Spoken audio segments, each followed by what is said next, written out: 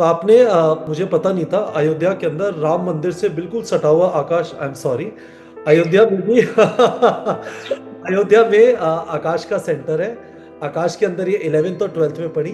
फिर उन्होंने 12th के बाद भी ज्वाइन किया और उन्होंने 12th में जब आकाश ज्वाइन किया तो साथ में टारगेट बैच भी ज्वाइन कर लिया। बहुत सारे लोग इस चीज को लेके परेशान होते थे कि टारगेट बैच के टेस्ट बहुत मुश्किल होते हैं। सच्ची सच्ची बताना कि आपको भी लगा कि यार मैं नहीं दे रही ये सब टेस्ट है ना, ऐसे कोई नीट का पेपर थोड़ी आता है। बहुत बार लगाया। हर टेस्ट के बाद मैंने रैंट किया है अपने फ्रेंड्स से कि ये क्या दे देते हैं, मेरे से तो बनता ही नहीं है, मुझसे होता ही नहीं, मुझे आ ही नहीं रहा है। बाकी टेस्ट में मेरे इतने स्कोर आते हैं, यहाँ मेरा डिप कर जाता है, इतना ज्यादा मार्क्स डिफरेंस है। लगता तो था कि ये तो बहुत हार्ड है, ऐसा तो नहीं ही आएगा, पर ऐसा ही आ गया। तो मैं आपसे पूछना चाहता हूँ, इसी चीज पे मैं आपको पकड़ लेता हूँ। आपके जब टेस्ट में खूब सारे गलत होते थे, आप भर भर के आप तुक्के मार के आती थी क्योंकि आपको छोड़ने की आदत नहीं, तो क्या आप वापस आके हमारे जो एक्सप्लेनेशन होते थे क्वेश्चंस के उनको देखती थी? मैं एक्सप्लेनेशन देखती थी और मैंने एक मिस्टेक बुक प्रिपेयर करके रखी थी जिसमें मैं सारे गलत क्वेश्चंस अटैच कर लेती थी। क्या आपकी राइटिंग बहुत सुंदर है? फिलहाल तो है। Very good. तो मेरा आपसे रिक्वेस्ट है, मिस्टेक नोटबुक का पीडीएफ बना के हमसे शेयर कर दीजिए। मैं इस वीडियो के साथ वो बच्चों के साथ शेयर कर दूंगा। आपकी इतनी जबरदस्त स्टोरी है, it will inspire a lot of students. वो उस मिस्टेक नोटबुक को उस इंस्पिरेशन की वजह से फॉलो अप कर लेंगे। गुड इवनिंग स्टूडेंट्स, हमारे साथ आद्रिका श्रीहर्ष हैं। आद्रिका का स्कोर है 633। आद्रिका की रैंक है 188। ये आद्रिका का ड्रॉप ईयर था। आद्रिका, आपका फर्स्ट अटेम्प्ट में क्या स्कोर था? फर्स्ट अटेम्प्ट मेरा यही था, मैंने दिया नहीं था ट्वेल्थ के साथ क्योंकि मैं अंडर एज थी, तो मैं फॉर्म नहीं भर पाई थी। आपकी एज 17 साल नहीं थी। नीट के अंदर मिनिमम एज का क्राइटेरिया ये होता है कि जिस साल एग्जाम होता है उसके 31 दिसंबर को आपकी उम्र कम से कम 17 साल होनी चाहिए। मैक्सिमम एज लिमिट नहीं है, मिनिमम एज लिमिट है। मिनिमम एज लिमिट पे अद्रिका क्वालिफाई नहीं करती थी, तो she was not able to fill the form. Okay, समझ गए। अब नेक्स्ट चीज, तो आपने वापस तैयारी की, आपने 2 साल तैयारी की, 11th एंड 12th। या आपको पता था एज नहीं है तो 11th 12th में तैयारी नहीं करती? नहीं, मैंने 11 ट्वेल्थ में भी बहुत सिंसियरली तैयारी की थी और मेरे मार्क्स अच्छे आ रहे थे मॉक टेस्ट में। तो आपने मुझे पता नहीं था अयोध्या के अंदर राम मंदिर से बिल्कुल सटा हुआ आकाश, आई एम सॉरी, अयोध्या में भी अयोध्या में आकाश का सेंटर है। आकाश के अंदर ये 11th और 12th में पढ़ी। फिर उन्होंने 12th के बाद भी ज्वाइन किया और उन्होंने 12th में जब आकाश ज्वाइन किया तो साथ में टारगेट बैच भी ज्वाइन कर लिया। तो अब ये बताइए, आपने टारगेट बैच से कितने क्वेश्चन प्रैक्टिस किए? मैंने अप्रोक्स 17,000 क्वेश्चन प्रैक्टिस किए हैं टारगेट बैक से। और ऑब्वियसली अपने आपने आकाश के मॉड्यूल के भी क्वेश्चंस किए ही होंगे। हाँ हाँ। तो आपने yes। काफी सारा क्वेश्चन प्रैक्टिस किया। 17,000 is a lot of questions. और आपने टेस्ट भी काफी सारे लिखे। हाँ, बहुत सारे टेस्ट लिखे हैं मैंने 3 साल में, मेरे पास कम से कम इतने सारे टेस्ट होंगे, इतने सारे कि 2 बंडल्स। पर आपने टारगेट बैच से भी टेस्ट लिखे? हाँ, टारगेट बैक से भी मैंने टेस्ट लिखे हैं ऑनलाइन मोड में। ठीक है। तो आपका मिनिमम स्कोर और मैक्सिमम स्कोर टारगेट बैच के अंदर क्या आया और आपको कितनी बार प्राइज मनी मिला? मैक्सिमम स्कोर मेरा 670 आया है और minimum score I guess 630 something था। देखिए, 630 समथिंग ही आपका फाइनल स्कोर भी आया है। तो हम लोगों ने आपको एक दो पेपर तो ऐसे दिए जिसमें, चलो, अच्छी बात है। तो अब ये बताइए, आपके पास आकाश के मॉड्यूल भी थे, आप टारगेट बैच से भी प्रैक्टिस करी थी, तो दोनों में क्या डिफरेंस था क्वेश्चन प्रैक्टिस के हिसाब से? आ, आकाश में एक तो लेवल 1 होता है जो कि मैं जनरली इंजॉय करती थी करना, और लेवल 2 होता है उसमें कुछ मुझे आउट ऑफ एनसीईआरटी क्वेश्चंस मिल जाते थे तो मेरा मुंह बन जाता था कि ये तो मुझे करना ही नहीं है, ये तो मेरे में आएगा ही नहीं, मुझे पता है। और टारगेट बैच में एक तो ये है कि सारे क्वेश्चंस एनसीईआरटी से होंगे, चाहे वो ट्विस्टेड होंगे। वो डायरेक्ट क्वेश्चंस नहीं होंगे कि आपको लाइन मिल जाए, पर वो एनसीईआरटी के कॉन्सेप्ट पे ही बेस होंगे जो कि आपके मतलब का है। ये तो मेजर डिफरेंस है दोनों में। ठीक है। और कुछ डिफरेंस है? तो आपने कहा कि टारगेट बैच में एनसीईआरटी बेस्ड होते हैं, बाकी जगहों पे कुछ चीजें एनसीईआरटी के बाहर भी हो सकती हैं। उसके अलावा क्या डिफरेंस लगा आपको? उसके अलावा डिफरेंस ये है कि टारगेट बैच में वैरायटी बहुत ज्यादा है, बहुत सारे क्वेश्चंस हैं, आपको जितना करना है आप उतना करो। इजी में प्रैक्टिस करना चाहते हो वो कर सकते हैं, मीडियम करना चाहते हैं वो, और हार्ड तो है ही है। तो आप अपने हिसाब से कस्टमाइज करके, आपने पहली बार पढ़ा है आप इजी करो, आप उसको रिवाइज करना चाहते हो आप हार्ड करने की कोशिश करो। तो ये वैरायटी तो टारगेट बैच प्रोवाइड करता है। ओके।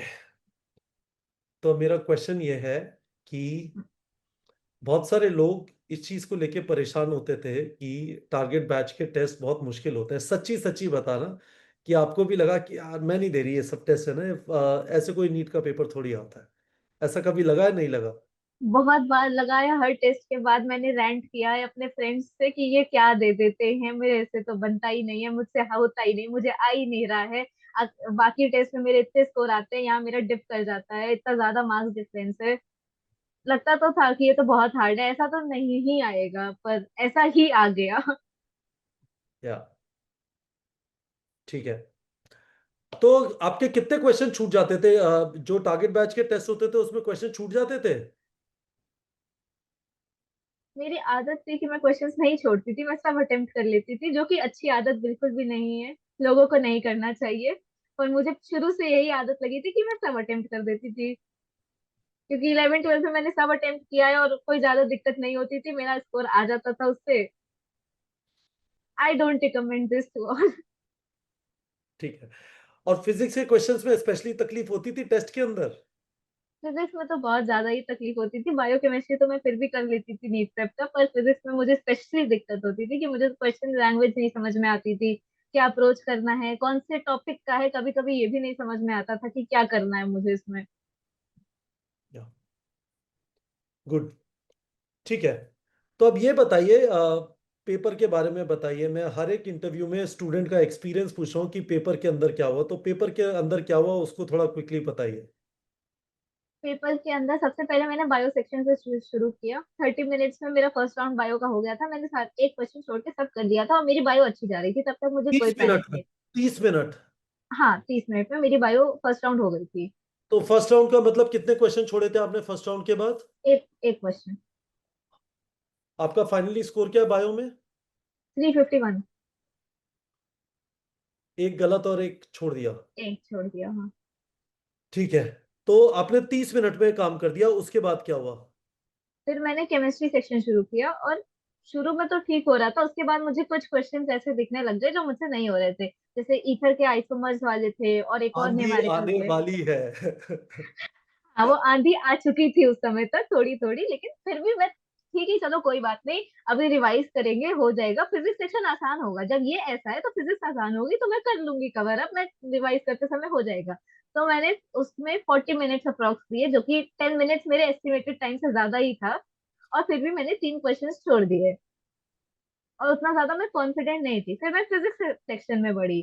पहला क्वेश्चन तो मैं मेरा आपसे गलत एक चीज है। पूछना चाहता हूँ आगे बढ़ने से पहले, 30 मिनट और 40 मिनट के अंदर आपने ओएमआर नहीं भरी है? नहीं नहीं, ओए मारने करी थी मैंने। ठीक है। अब आप फिजिक्स में आई, वेलकम। आपका कोड क्या वेलकम। था? 45? नहीं नहीं, 48 था मेरा। 48 के अंदर वो पापी क्वेश्चन लास्ट था, 45 में फर्स्ट था। पर मैंने ये गलती कर दी थी ना कि मैंने आगे से नहीं हुआ तो मैंने पीछे से खोल लिया, और पीछे से भी नहीं हुआ क्योंकि वही क्वेश्चन दिख गया। तो मैंने शुरू किया फिजिक्स, पहला मुझे डाउट था, दूसरा बन गया, तीसरा मुझे फिर डाउट था, चौथा हुआ ही नहीं। अब जब पहले पेज में ही ऐसा मेरे साथ डिमोटिवेशन हो गया, मुझे समझ नहीं आ रहा था ये क्या हो रहा है। ऐसे मॉक टेस्ट में ऐसा तो कभी नहीं हुआ कि मुझे आ ही नहीं रहा है, मुझे समझ नहीं आ रहा। फिर भी किसी तरह मैंने फर्स्ट पेज सॉल्व किया, दूसरे पेज पे बढ़ी, फिर भी बहुत दिक्कत हो रही थी, सॉल्व नहीं हो रहा था, बड़ा बड़ा मैं इतना इतना सॉल्व कर दूं, मेरा कोई आंसर ही ना आए, और मुझे लग रहा था मैं टाइम वेस्ट कर रही हूँ। अब मैं पीछे से करना शुरू किया मैंने। लास्ट क्वेश्चन वही पापी क्वेश्चन जो मुझसे बना नहीं, मुझे समझ ही नहीं आया, टॉपिक ही नहीं पल्ले पड़ा मुझे। फिर मैंने किसी तरह थोड़ा मेहनत कर करके किया। अब मेरे पास सिर्फ 40 मिनट्स बचे थे, और मेरा दो पूरा पूरा पेज, मतलब अप्रोक्स 20 क्वेश्चन आप मान लीजिए बचे हुए थे।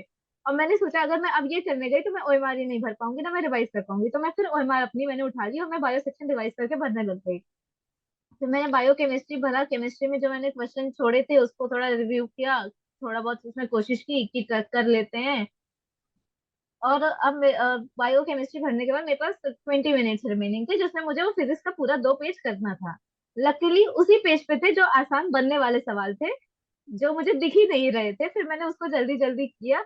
और मैं फिर क्वेश्चन देख देख के कर रही थी कि हाँ ये वाला बन जाएगा, इसको पहले कर लेते हैं, ये वाला हो सकता है, इसको कर लेते हैं। अगर मैंने ना देखा होता तो मैं वो सिंपल एरर वाला क्वेश्चन छोड़ देती, क्योंकि मुझे वो दिखाई ही नहीं दिया था, वो मुझे लास्ट के 5 मिनट में दिखाई दिया कि अरे ये तो आसान है, ये तो कर लेते हैं तुरंत।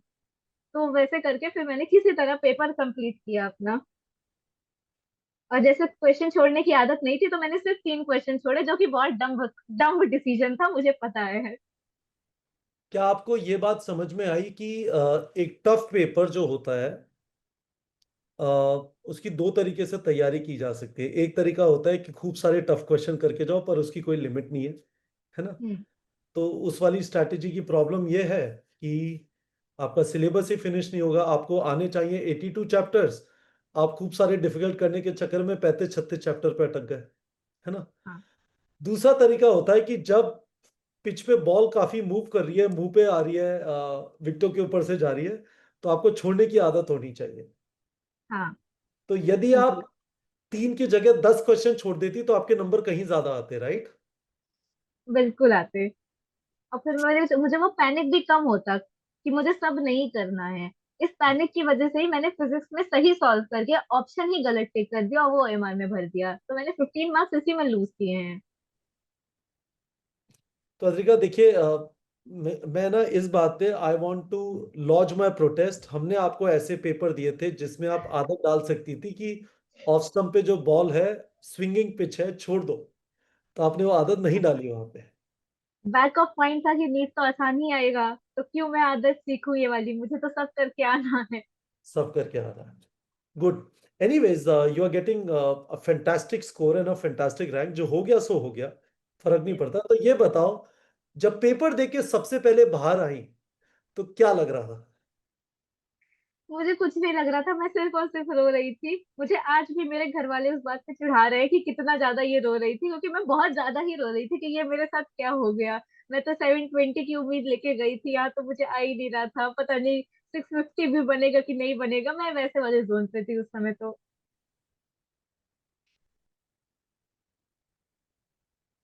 ठीक है। अब मैं आपसे 2 क्वेश्चन और पूछना चाहता हूँ। एक क्वेश्चन मैं आपसे ये पूछना चाहता हूँ कि आपके बारे में क्या स्पेशल है। यदि किसी का इतना जबरदस्त स्कोर आता है, अयोध्या दिल्ली नहीं है, अयोध्या कोटा नहीं है, अयोध्या में लिमिटेड रिसोर्सेज अवेलेबल हैं, इतना बहुत बड़ा क्राउड भी नहीं होगा, ऐसा भी नहीं होगा कि आपके आसपास बहुत सारे लोगों का नीट में सिलेक्शन हुआ होगा, बहुत ही लिमिटेड बच्चों का सिलेक्शन हुआ होगा। तो आपके बारे में क्या स्पेशल है। यदि आपको किसी को अपने बारे में जाके 3 खूबियां बतानी है तो आप क्या बताएंगी। बात इतनी सी है कि मैं सिंसियर हूँ पढ़ाई को लेके। अगर मेरे टारगेट कंप्लीट नहीं होते हैं तो मुझे उस दिन वो मेरा बेकार हो जाता है, मुझे अच्छा नहीं लगता है। मेरे टारगेट्स जो है चेक हो जाते हैं, तभी मुझे अच्छी नींद आती है और मैं पढ़ाई इंजॉय करती हूँ। क्योंकि मेरा मानना है मैं और किसी चीज में बहुत अच्छी नहीं हूँ, एक मुझे यही चीज आती है, तो मुझे ये अच्छे से करनी है। गुड। अद्रिका, आपको 3 एडवाइस देनी है नीट एस्पिरेंट्स को जो ये वीडियो देख रहे हैं। और आपकी स्टोरी बहुत जबरदस्त है, मतलब I have to salute you. Ayodhya में रह के इतनी बड़ी रैंक, बहुत जबरदस्त, बहुत जबरदस्त है, बहुत जबरदस्त। और आपको तो जैसे आप आकाश में जाती होंगी तो नॉन स्टॉप राम मंदिर में जो पूजा वगैरह चल रही होती थी उसकी आवाज भी आती होगी। नहीं अच्छा। सर, बहुत दूर है आकाश। बहुत दूर है। मैं एक्चुअली मुझे भी, हमारा एक सेंटर है अयोध्या में, तो मुझे वहां पे भी जाना है, तो मुझे मौका नहीं मिला है। बट मैं जब वहां पे जाऊंगा, होपफुली आपके जाने से पहले आऊंगा, तो आपसे मिलने का मौका मिलेगा। तो आपको यदि 3 एडवाइस देनी है स्टूडेंट्स को who are watching this video, कि आपके हिसाब से ये 3 चीजें बहुत ज्यादा इंपॉर्टेंट हो, तो वो क्या एडवाइस होगी। पहली एडवाइस तो ये होगी कि खुद से और अपनी पढ़ाई को लेके सिंसियर रहना है। इन दो चीजों में सिंसियरिटी बहुत ज्यादा जरूरी है। दूसरी और टाइम एडवाइस, वेस्ट करती थी, है ना। मतलब टाइम वेस्ट करने का मतलब ये नहीं है कि आप सोई नहीं, या आपने लोगों से बात नहीं की, अपने पेरेंट्स से बात नहीं की, पर फालतू चीजों में टाइम वेस्ट ही करेंगी कि रील पे रील चल रही है, शॉर्ट पे शॉर्ट चल रहा है, वो सब नथिंग। इंस्टाग्राम अकाउंट मैंने एग्जाम के बाद बनाया। मेरे पास अपना पर्सनल मोबाइल नहीं था, मैं पापा का सेकंड हैंड यूज करती हूँ अभी तक, अभी मेरा नया मोबाइल नहीं आया है। शॉर्ट मैं मिनिमाइज करती थी, ये सब शॉर्ट्स देखे हैं मैंने, पर कोशिश करती थी कि मैं टाइम इसमें ना वेस्ट करूं कि मुझे रात में फिर बुरा लगे कि मैंने पढ़ाई नहीं की। सही बात है। तो ये पहली चीज बताई, you are very sincere about your studies. दूसरी चीज।